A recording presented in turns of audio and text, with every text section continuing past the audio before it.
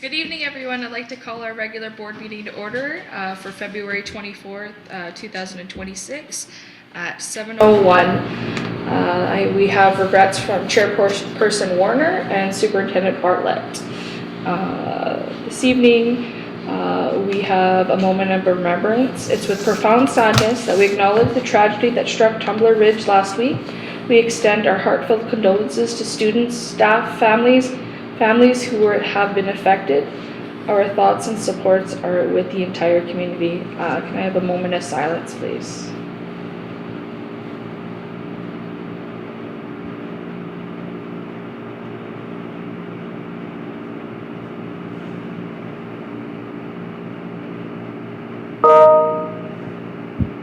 Thank you. We acknowledge that we are signatories of Treaty 5 and reside on the traditional territory for the Nishnawbe Cree Nation. The school district of Mystery Lake is located in the community of Thompson in the province of Manitoba. Manitoba is located on the traditional and ancestrally... Oh, my computer. Oh no. Good, bud. Lands of the Nitheo, Innu, Cree, Senesuli, Dene, Métis, Inuit, Anishinaabe, sorry, I pronounce these absolutely wrong, Ojibwe Cree, Anishinaabe, Ojibwe, the Dakota Oi't, Dakota Nations. The School District of Mystery Lake remains committed to honoring treaties in the spirit of truth and reconciliation. We are all treaty people. Here, can I get an approval of the agenda? Trustee Humby, secondary by Trustee Sharker. All in favor? Carried. Adoption of the minutes. Do I have a mover? Trustee Young, seconder. Trustee Sharker. All in favor? Carried. All right, presentations and delegations. Today we have with us some very special people to go over caregiver advocates for literacy equality. This is just information. All right.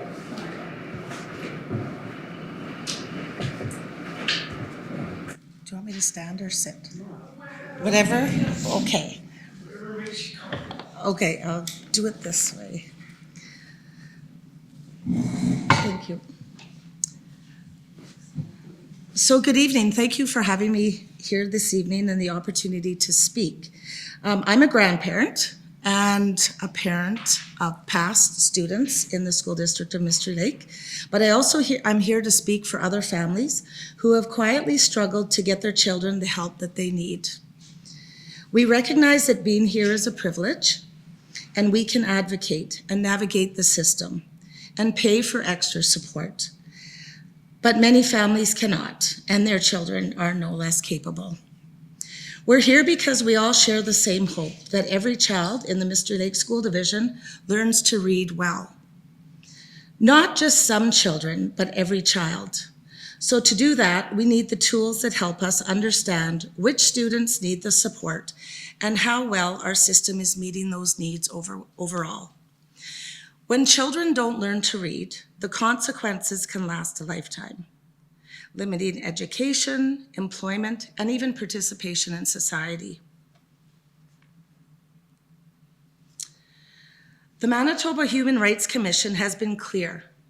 Reading struggles aren't inevitable, and they can be identified early and supported effectively through universal screening, evidence-based instruction, timely interventions, and appropriate accommodations.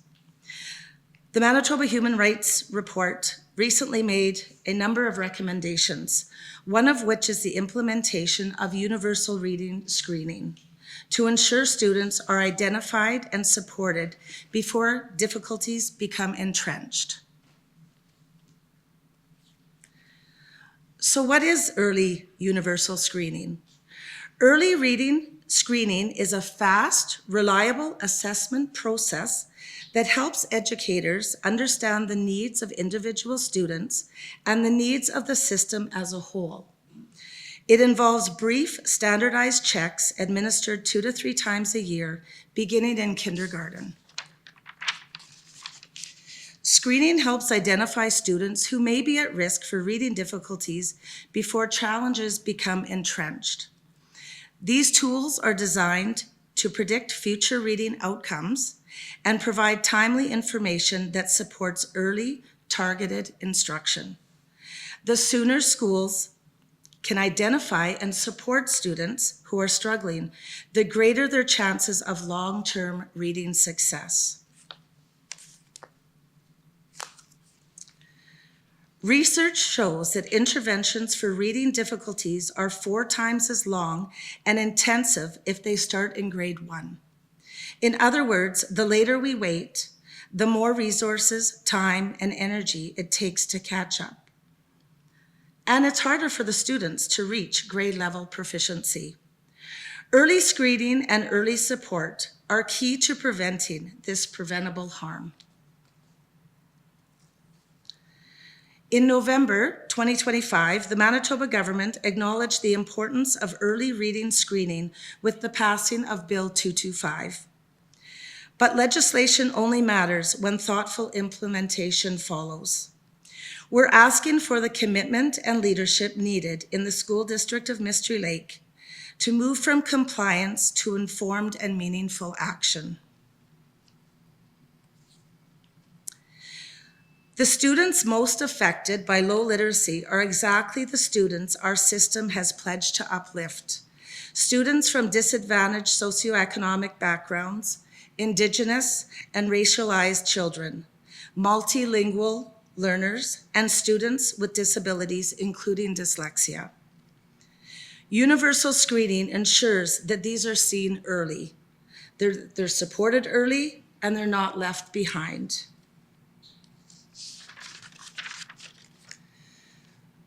The 3 quotes highlight what we know. Reading instruction must be explicit and comprehensive. Teachers often feel unprepared, and strong, ongoing professional development is essential to support them and their students. We also want to acknowledge the Manitoba School Boards Association for their leadership in supporting evidence-based literacy instruction.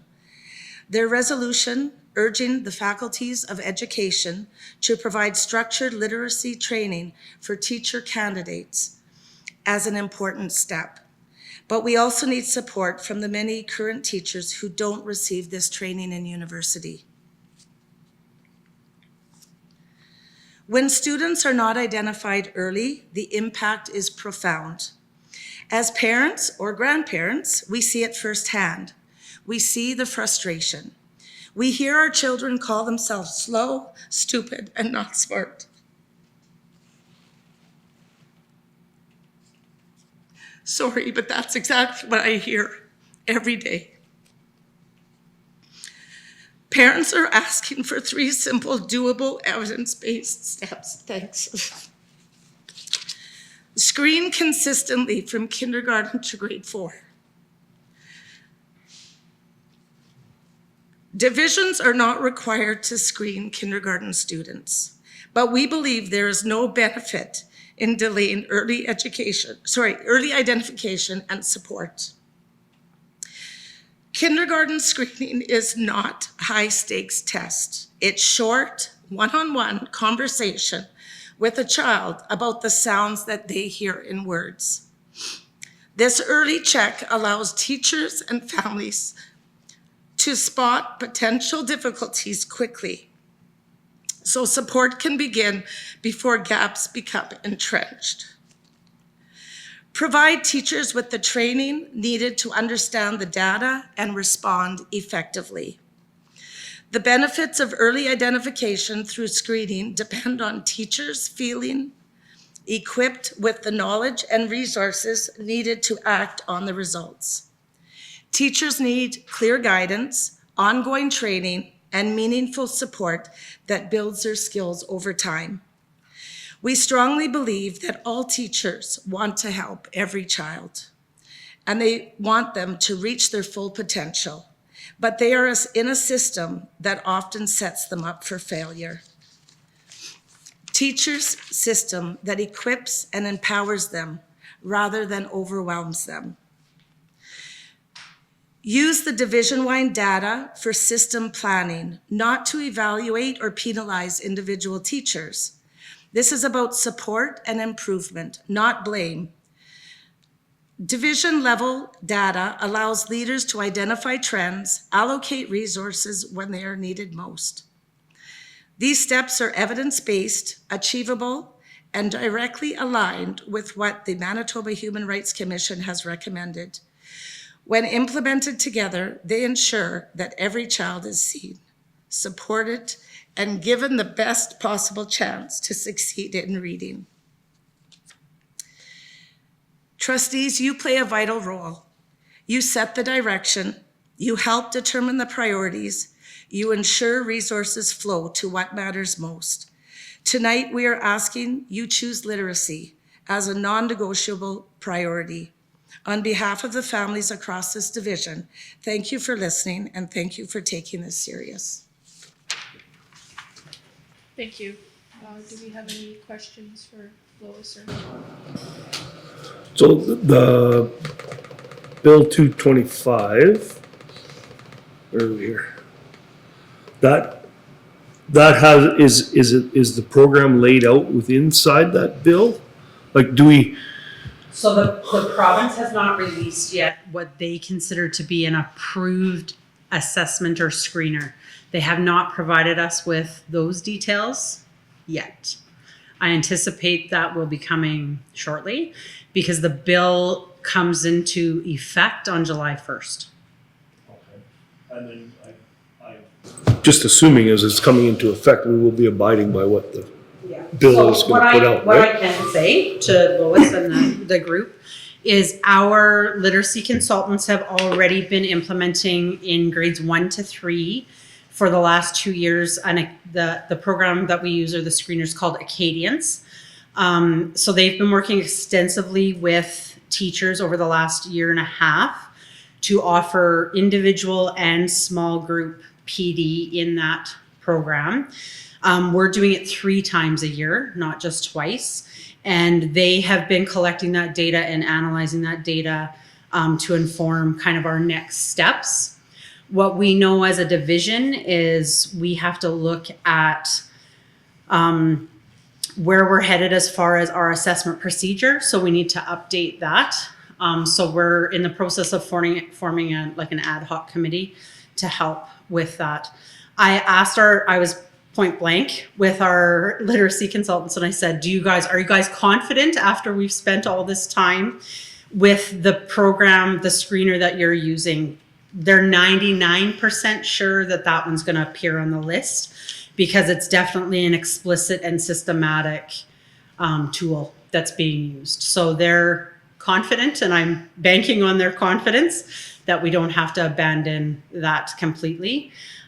We had been using in kindergarten the I, or the early years evaluation. It had been recommended from the province, and then in December they announced that was not going to continue from them, which is unfortunate because they asked us to use it for the last 2 years, and now they said, well, you can continue to use it if you want, but we don't know if it's going to make the list of a universal screener. So I'm like, well, that's challenging because the data now we have, then if that's not going to be approved, do we continue to use it if it's not considered to be from the list?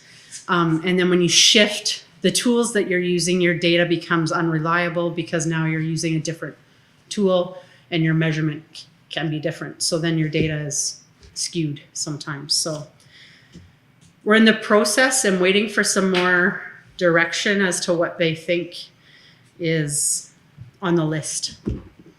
So I hope that sounds encouraging to you. Yeah, when we actually were at the legislature, they had stated that they were probably going to give 2 or 3, I believe, to use. But again, for Right. planning purposes, we need that before right. we have to start implementing it. So, yeah. And I mean, I'm an advocating because, like, for my grandchildren that I'm advocating for, I'm already at the end of their education. But we have to look at the future for other people's children. And it's been a road like this, and I can't imagine a lot of our families going through those roads. That's why I think we have a lot of kids that aren't attending. And I think it is an attendance issue. If a child is feeling behind, they're not going to go to somewhere where they're not feeling really good about themselves. Well, I appreciate the presentation. Thank you very much for taking the time. Thank you. Sorry for getting upset. It's No. just, it's a, It sounds like something that's really personal for you too, you know? it is. Well, and I want to say, as a past school liaison officer at Artie Parker, when I had to deal with youth, my first question was always, how are you in school? And that determined to me what I was dealing with when they were breaking the law. And unfortunately, a lot of our children that aren't being taught the way they need to learn find alternative ways of learning, and unfortunately it goes into the justice system. And so when I would ask them how are you in school, and they would tell you, well, I'm terrible at math, or I'm terrible at reading, and a child without self-confidence, they find self-confidence in other ways, or they self-medicate. And so I think that's another reason I'm so passionate about it, is because I've seen where they end up, and I want to, there's better things out there for them.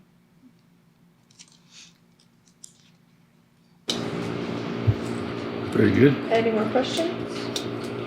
Thank you for coming. I understand your pain. The challenge you are facing, I can tell you, like, for last couple of years continuously we are looking for the speech and language pathologist. We never find out. Right. Right now we don't have any permanent physiotherapist, permanent OT, so they are coming from the Winnipeg. We have the contact with them. So we have tried all our best. So I can tell you another thing, like if you have a look at the recent health status of Manitoba, it's a 5-year health status. You can see the difference. So in Northern, this is on the major spike, this is for the premature death, this is more than 5%. On the rest part of the province is 2 point something. So this is the root cause. So I think you are a group, advocacy group, go to the MLA and the MP, look at the, try to find the root cause. So this is the premature death, that means they are gone. But the kids, they survived, they all are taking some kind of difficulties on the rest of their life. Try to find what is the root cause. If you need a round table discussion, you can invite us, we can put our input. So this needs an integrated approach. Unless we can remove the root cause, this problem will come year and year. Because you can identify, you can do the screening, but we have to find the solution. Screening, that means you identify the problem. But if I cannot find a speech pathologist, who will treat this case? If there is a stammerer or stutter, they need a continuous treatment. Who will do that? What you can do, you look, maybe if they have some reading difficulties, you can go door by door, spend 1 hour or half an hour to home, give some extra time to learn. But if they have a pathological problem, you cannot do anything. They need a professional treatment. Reading at home, it's been studied, reading at home doesn't solve dyslexia. If they have any like the permanent problem in the brain development, because you are not a clinical person, everything. So they need a clinical treatment, like the professional developmental, like the language developmental treatment. How they do that? So we are struggling to find this kind of people in this north. Thank you. Thank you. Any more questions? I'm just wondering, is there anything specifically as a board that we can do to help, in your eyes, kind of improve some of the work that the district is already doing and, you know, screening multiple times a year? I've heard you say that kindergarten is kind of where the screening should occur, but is there any other kind of specific requests? I think it's just probably an understanding in the schools. Lots of things come up when you have learning difficulties and dyslexia, and usually it falls under an umbrella maybe of ADHD, and I've seen it where and it's no fault of anybody's. It's just if you're not taught about it, you don't know how to deal with it. And I know that I've talked to quite a few teachers, and then with our group that we deal with, they've said like they weren't taught about these things in university, so they don't know. And some of the teachers that are involved in this said until their children were diagnosed with dyslexia, they had no idea how to teach children with dyslexia. So I think, I know that we've done PD days for dyslexia and dyscalculia. I think probably just the more education for teachers so that they understand. I know they're not miracle workers, I know that, and I know that we don't expect them to know everything, but an understanding, like to maybe talk to the students and ask them what they see. Like I asked one of my grandchildren, what do you see when you see numbers? She goes, you see that rock? I said, yeah. She goes, it's a rock. I see numbers. It doesn't mean anything. It's like a rock. And I'm like, okay, right? It's just asking, because I don't know how she feels, and I don't know how they feel when they're dyslexic. And it's frustrating. And a lot of it is genetics. So when you end up talking to the parents about their children, chances are, and how have we, many times have we heard it, oh my goodness, he was just like me when I was in grade 5, right? And you were like this? Yeah. And so it's really important to know how to talk to those parents as well. The parents already feel defeated because they don't know which way to turn to help their children either. And it gets very frustrating. And I mean, I think I know where to go to get help. And I was giving up. I was throwing my hands up in the air and saying, that's it, I'm done, right? And so it's frustrating for parents. And I think, I'm hoping that maybe we can get like a support group together for parents so that, you know, we can learn from each other and build each other up and help because I'll tell you, when I took my grandson to the legislature for Bill 225 and he met other children like him, it was amazing to see these children bloom right in front of you because they were alike. They knew how each other was feeling, and it was really interesting to see. So I think it's just, we need to support each other, definitely. And sometimes I'll tell you, I haven't felt supported. I have now, because we've gotten some things straightened out, and it's good. It's like a breath of fresh air. But in the past, I'll tell you, there was lots of nights where I had my hands up saying, they won. That's it, they've won, right? But it has gotten a lot better. Thank you. Thank you. Thank you.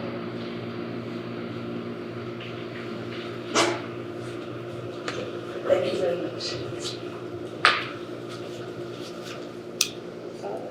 My computer decided to crash, so on to the, oh, go ahead, sorry. Sure, I'll make this quick. You asked if there were any suggestions on what you could do as a board to improve literacy in this district, right? We need to work on legibility and letter formation and bring back cursive writing, because there are students that are arriving in high school that cannot produce these letters. I don't know how that's happening, and I can't help them as a high school English teacher when they get to grade 9, 10, 11, 12, and it looks like they're writing in kindergarten scribbles. So there's a breakdown somewhere in the system in terms of just simple letter formation. Legibility has been part of the English curriculum in this province for over 40 years. If your teachers are writing that the kids are meeting the outcomes and passing them to the next grade, but they can't form letters, they're not meeting some of the outcomes. It starts with letter formation in kindergarten. And then building the spelling abilities and being able to understand the sounds of the words as they relate to the letters that spell those words. It's simple. Start there. Everybody can do it. We need to pay attention to these crucial foundational skill sets in developing literacy for the students that we work with every day in this district. And 2, meaningful professional development for your teachers. Not just, here's an afternoon session, you forget about it a week later. There needs to be ongoing discourse on the continuum. From kindergarten to grade 12, teachers who teach literacy, specifically the English teachers, but everybody, if you're teaching and you're not miming your instruction, you're teaching in a language, predominantly it's English, we need to get literacy on the agenda, and not just as a subject nuance in something called English, right? So we need professional development across the board. I would suggest you guys look into reading apprenticeship for grades 7 to 12. I've suggested it many times over the last few years. I haven't seen any professional development offered for reading development, reading apprenticeship. It's West Ed, if you need to look it up. I've been in touch with them. They can run sessions for 40 teachers. Comes with a hefty price tag. It's $30,000 US, but you get extensive support, and it's meaningful, and it's been implemented successfully across this province for the last 12 years. It works. It's an approach. It's an approach to literacy instruction across the curriculum. So it's not just for English teachers. It's for anybody that has to work with text in the English language. So we've got, at the lower grades, letter formation and the correspondence between the visual representation of letters and spelling and the sounds that those should cue in the oral language. 2, meaningful professional development and ongoing discourse across all grade levels, right? And 3, I think you have a great opportunity ahead of you in the coming school year, because the province has finally revised their English curriculum. It's in a draft stage right now. It appears as though it will be implemented for next school year, and that's K-12. And they have listened to the Human Rights Commission's report on the Manitoba Rights report, right? They have rejigged many of the outcomes and the approaches and the language to address some of these breakdowns in the outcomes and the description of the outcomes regarding the correlation between spoken and written language. Primarily in English, right? But you can obviously apply it to French and other languages as well. So I would encourage you as a district to really look into this new curriculum revamp, because it is listening to the issues of dyslexia, but these issues are not just students that have dyslexia. These are students who are just simply not learning the letter and sound correspondence. And I mean, literacy, if we want to produce, right, we have, so the Framework for Learning now has 6 global competencies across all subject matters, right? Connection to self, creativity, critical thinking, collaboration, citizenship, communication. Those are new objectives for every course, right? So we need to figure out a way to implement those. And what has happened is the new curriculum is built to deliver these things. It's about education for the 21st century, right? We want to engage in democratic renewal and produce 21st century citizens. They have to be literate to participate fully as agents with agency in a world that demands literacy. So there's my 3 recommendations. There's some room for improvement regarding these issues in this district. And this is what I would encourage you to look at moving forward, because you have a great opportunity to really take the bull by the horns and go strong implementing this new curriculum revamp for English, because I think it will help address the issues with dyslexia and also underperforming low literacy issues in students without dyslexia. Thank you. Thank you. Thanks for listening. Hi, I just have a couple of things to contribute, if I may. So I'm a professor at University College of the North. My name is Jen Reed, and I have fulfilled 2 roles there. One is teaching in the as an assistant professor in the English program there, where I teach academic reading, writing, and research. I also, up to recently, was teaching into the Keenanow Bachelor of Education program. So I just want to comment on a couple of things. You asked, again, the action thing, what can we do, right? So just to share with you, I also taught at the University of Winnipeg. So my comparison of the 2 different groups of students coming into first year in Manitoba, I can make a comparison there. I come from Ontario, come from Toronto area, where I taught at University of Toronto and York University. So I have a pretty good level of comparison. We know that literacy is in peril in Manitoba, and we've heard about students with reading difficulties.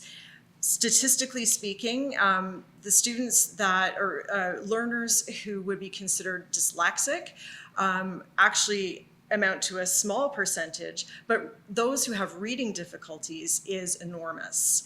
And the reason for that is it's not purely neurological or genetic, but it's also down to instruction. So when as my colleague pointed out here, when the phonetic correspondence is not learned, right, to letters, individual letters, and how they form at sight. The sounds that we know are in words, we begin to have reading difficulties. Those compound over time. So how does this relate to what I see in first year university? So I see students that are coming from, they've come from K-12 education. Now they're in first year university. Some are recent graduates from R.D. Parker. Some are returning to school as mature students. And what I find is that at least 2/3 of the students have some level of reading difficulty. Okay, so this is where I would say about 1/3 of the students are nearing illiteracy. Another third would be maybe about a grade 8 level of ability to read and comprehend and use what they read to produce written texts. And another third would be more or less adequately prepared. Okay, now of all the students, what I notice is that they have difficulty encountering new words. And of course, when you go to university, you're seeing all those big words, right? And we know, literate people know, that you have to slow down, look at each letter, sound it out, right? My students have a difficult time with any of those strategies. They don't know those strategies. They guess at words. They see an R, they see a P, they see a T, and they think the word says respect, but it may not. Okay, just today I had to slow some students down and say, what do we do when we see a word we don't know? How do we attack that? right? So that is a very shocking reality, and that represents reading difficulties across the board that start in the K-12 system when we don't have things like universal screening, okay, to catch those that are beginning difficulties as early as kindergarten, when we start having to have phonemic awareness. Then there's the other issue of, as we progress, if we don't encounter teachers who are trained to deliver what's called the science of reading, then those issues will compound year on year, okay? Now, as part of teaching into the Bachelor of Education program, it would shock you to know that, and this is my second point, in the United States, Louise C. Moats, she had done a huge amount of research and shown that probably in teacher education, you need about maybe 15 or so or more credit hours really to deliver good literacy education. They get a maximum of 6 credit hours of that in Manitoba. They get 3 hours, maybe if you're lucky, in reading acquisition. Okay, so luckily at UCM, we do have a huge advocate for that in Amanda Anzi. Okay, but when they come out of that, they still have to know how to apply that in other situations. So when I would do what I'd call a language inventory with my students, because I taught the English Language Arts Methods course for a few years, when I would do an inventory with them, I would find that some of my students didn't actually have much of a grasp of any of that. They wouldn't know some of the very foundational information you would need to know to be an effective English teacher. Some of the students in that course, okay, these are after degree students, some of them are integrated students in their 3rd and 4th year of university, also doing Bachelor of Education. They had troubles reading. And that was compounded, and it's across the board compounded if they were from northern, like other communities or reserves.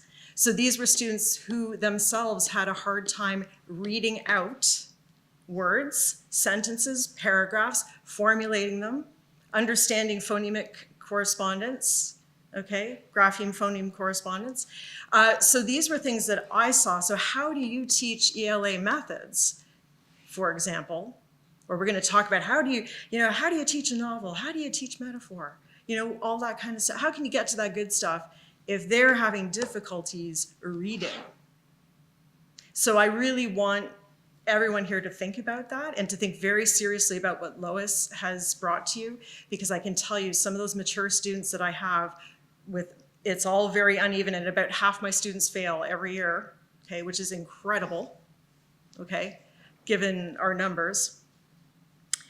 That some of these mature students, I'm sorry, this is very important. So that's fine, I'm finished. I was about to say that some of these people have been involved in the justice system. They have struggled their socioeconomic status. Many of them are racialized. This is a very, very serious situation. I'm sorry it feels like your time's being taken up, but this needs to be addressed. Mystery Lake is at the bleeding edge of this. It can't go on. I cannot watch students fail and fail and fail as adults and not have the privilege to have what we have here today. Thank you for listening. Thank you. Thank you.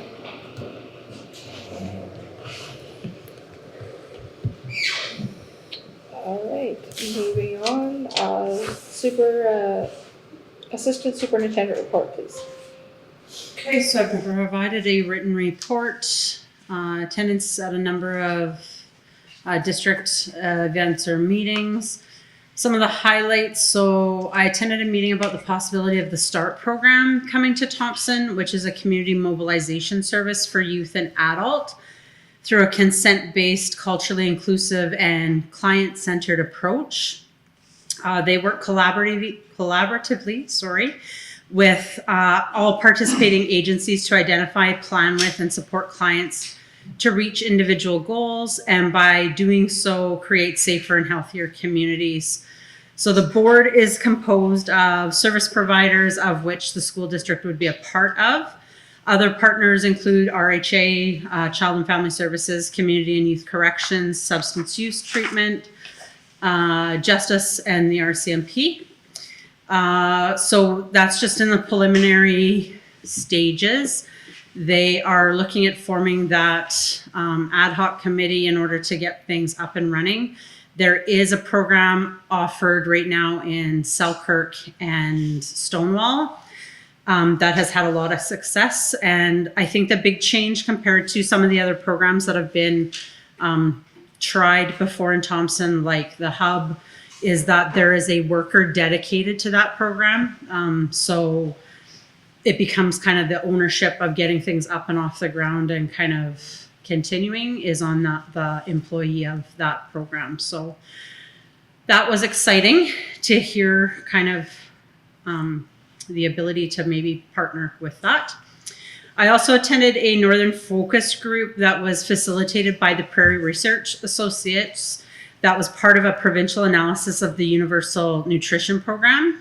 So the group discussed some guiding questions with, it was all Northern people, so the Northern superintendents from the 4 school divisions attended about the implementation year, so the 24-25 year.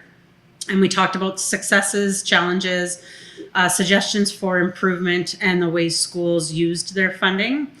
The data is being collected as part of a provincial scan, and they'll be collating a report that will be shared with the minister.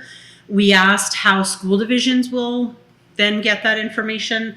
They're not sure, but they will take that feedback to the minister and say that school divisions are definitely interested in receiving that, to be able to look at some provincial trends and then just exchanging ideas of how to expand our nutrition programming. I had the opportunity to meet with Vice Principal Kelly Scallion from Artie Parker about a partnership with the Boys and Girls Club. So they are going to be offering the Roots to Rise program in Thompson, which is designed to support high school age students and their families navigate the path to graduation through academic support, cultural support, and various other tools that will help students reach their goals. So again, in the beginning stages, modeling after a school division in Winnipeg that already has that program going. They call that program Wayfinder there, but all funded through the Boys and Girls Club.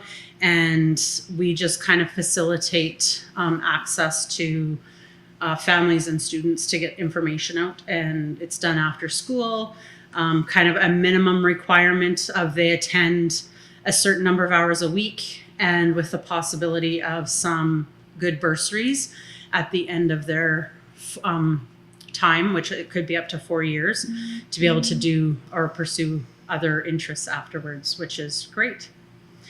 You would be required to register for the program, and it's not just academics, which was nice to hear as well. I promised TTA that I would give an update of treaty training numbers. So here they are. So we have now completed 213 teachers are fully trained with the full 2 days.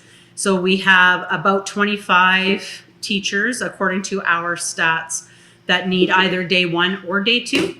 So 20 teachers need day 1 and 5 teachers need day 2 by the end of the school year. We have 164 support staff trained on day 1. So we have 24 support staff needing the day 1 training. So again, day 1, that was a provincial initiative back in 2024. Some staff have been able to access day 1 virtually this year, but going forward, our district will be offering the day 1 and the day 2. So we're planning kind of rollout for that in the fall. But those are some great numbers compared to where we started back in September. I was a little worried, like we were in the 80s when we first started, of how many teachers had the full 2 days, and we're now at 213.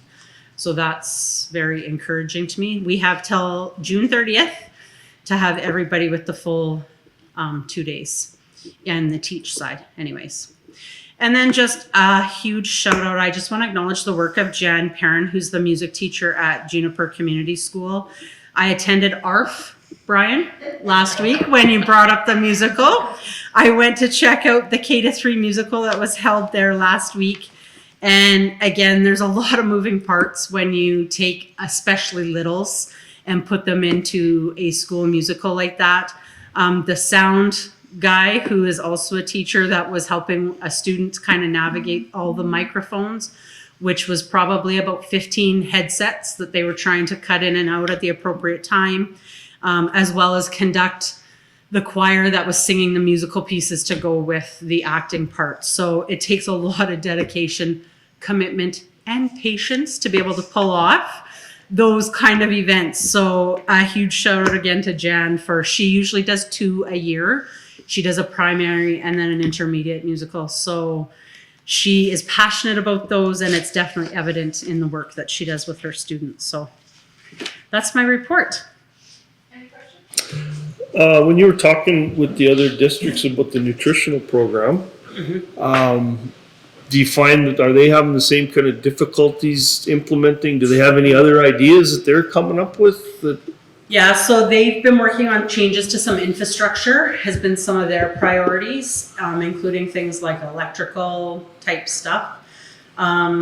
They hire out, like in Flin Flon, they utilize their Friendship Center, does all of their meals because they don't have the capacity to do it in their own buildings. So struggles meeting health requirements. So last year they said not as much, but this year more problematic because it's now kind of up and running, and it's become bigger than I think any of us ever thought it was going to. So now there's some issues as far, right, like 3 compartment sinks and that sort of, just the volume of food. Like, again, so Frontier spoke a lot about access to food and the cost. So again, we think we're remote, but getting food into some of those other communities, like the cost has been astronomical. So a lot of them were advocating for like additional funding in the sense of the higher costs associated with living in the north. Like I didn't feel like that was a concern for us. It was more the concern about space and lack of, and the people to deliver the program. Same kind of struggles. They struggle with staffing. People talk lots about turnover or absences of staff, and then programming comes to a halt. So I can see the difficulty, especially if you're getting at communities that aren't based on the grid, basically, right? Like winter road access. yeah.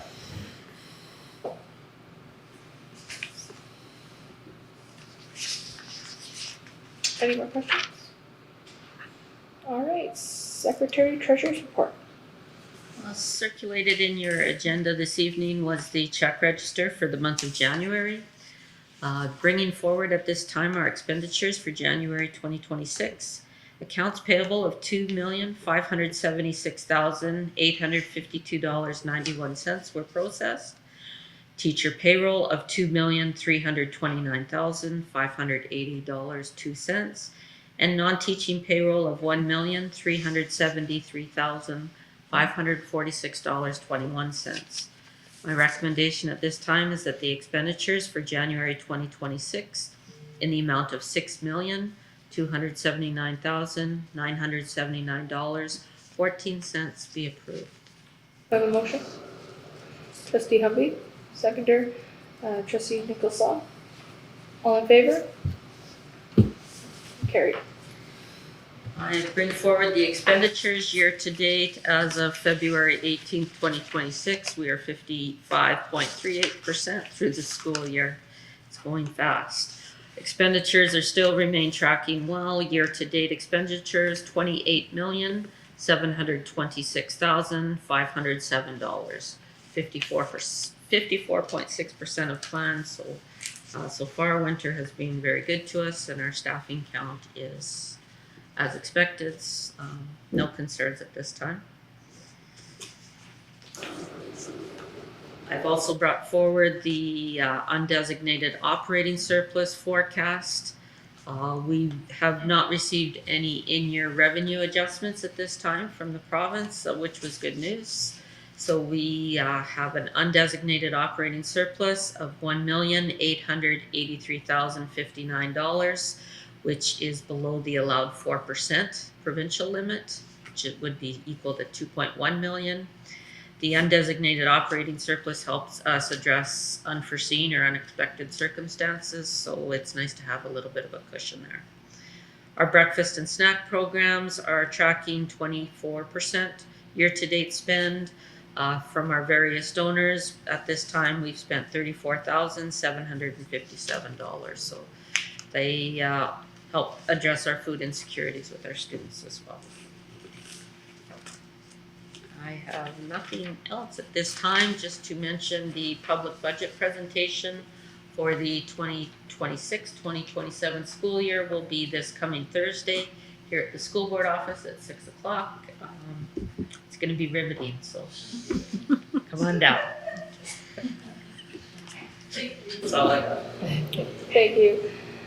Provided in your package correspondence for your reading pleasure, e-bulletin for February 11th, 2026. Also provided is the provincial bargaining, and they've announced their trustee team members, and the 2026 convention resolutions for information. The debate break begins at 10:30 on March 19th during convention. Committee reports, policy. Policy will meet again sometime in March. The date and time is yet to be determined. Thank you. Education and programming. We just met before this meeting. We had a presentation. I couldn't think of the word, sorry. Presentation from Christine McKenzie from Student Services. She spoke about the clinicians, children on specialized programming and individualized programming. And we also talked about, oddly enough, the literacy screener, which was Bill 225, which the people came in and spoke about also. So the Jolene already really said everything that I was going to say. I could just say it again, I guess. We're doing K-3 screening 3 times a year by an approved tool. At Acadian will be the program used if it's on the list. We're not sure about that. And all the teachers are getting trained on the program Acadian and are currently using it. So, yeah. Thank you. Yeah, we're actually the screening 3 times. It was only supposed to be screened 2 times, so we're actually going above the bill. So, yeah, that's it. Thank you. Public relations. Nothing new to report, and I guess our date will be in March. Thank you. Finance Property Committee. We meet today at 6 p.m. We discuss the insurance update. We can give you the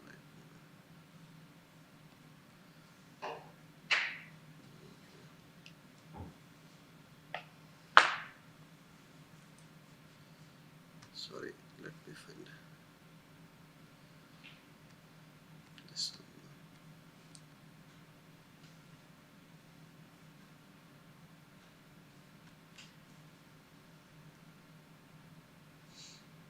One more, please.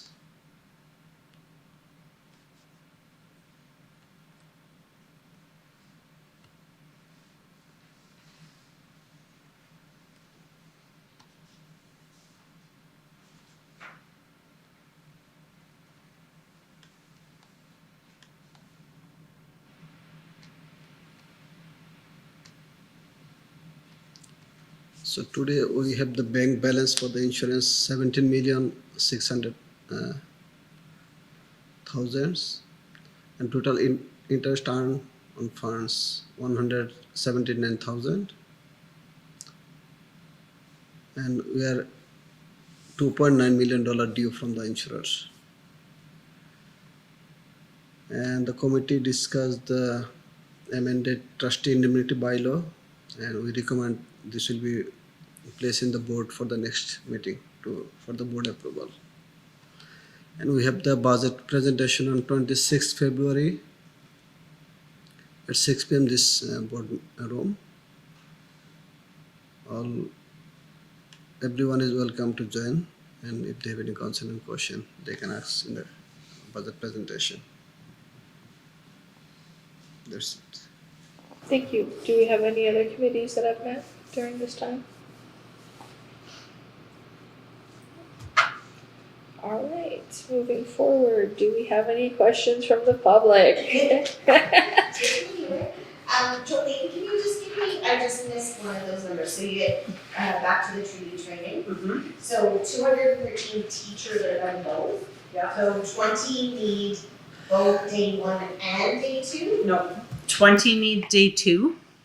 So they have, 20 have day 1, so they need day 2. Oh, okay, 20 need day 2. Yeah. Okay, 5 need day 1, so Okay. they've completed day 2. okay, 25 need day 1. And, so they would need both. No. So if they took day 2 already, they just have to do day Oh, 1 now. some did. Some did it backwards due to the availability of what was being offered when. Oh, okay, gotcha. Okay, and then the support staff, you said 164 were done, and I missed. We have 24 that need. Mhm. All right, can I? Oh, yeah, trustee Number Palmer. 15. Oh, yeah. I missed it, I guess. All right, trustee Anderson. Yeah. I'd like to thank the Thompson Kin Club for having a coloring contest for our students over Winterfest. And the ice fishing teams went out for their first practice held at Paint Lake before the MHSAA Ice Fishing Championship is held in Balsam Harbor on Lake Winnipeg. Any Artie Parker students interested in officiating junior high basketball, February 24th and 25th, there is a referee camp at Ecole of Riverside. Please contact Ashley Squires if you're interested in attending. And tomorrow is our anti-bullying campaign, also known as Pink Shirt Day. So please wear your pink shirt in support. And have a fun and amazing spring break and come out and watch or volunteer for the Winter Games. Thank you. Trustee Young. I'm good, nothing today. Trustee Happy. I just wanted to mention that, I've noticed lately that the snowbanks are getting quite high in and around the schools. So I just want to encourage all drivers, to just watch out for our students on, in school zones and outside of school zones. And that's all. Thank you. Actually, can I, sorry? Sure. Just bring it up. There's been a lot of complaints about people driving past our school buses with stop signs. People need to know that there are cameras, they will be reported, and they are gonna get a ticket. So you gotta start paying attention to that. Plus, you don't want to hurt anybody. Well, that too, but I mean, it's like, but I have seen lots of people talking about that situation, so. Everybody's in a hurry. Oh, yeah, and come and volunteer for the games. Starts next week, I believe. All right, Trustee Sharker. I'd like to congratulate the music department, Artie Parker, for their grade 8 and 9 trip to the Winnipeg. They did a fantastic job. And welcome everyone for the mega events. This will happen in Thompson. The games. And there will be information session. Welcome to the Artie Parker. This will be there tomorrow. It will happen at 7 p.m. Lakeman Theatre Hall for those newly graduated, those who are going to our Artie Parker in grade 9 in September. This will be very helpful for the students and the parents. Thank you. Thank you. Everybody has said what I was going to say, so thank you. Can I get a motion to move into camera? Trustee Nicholson. Oh, sorry, seconder. Trustee Humphrey. Thank you.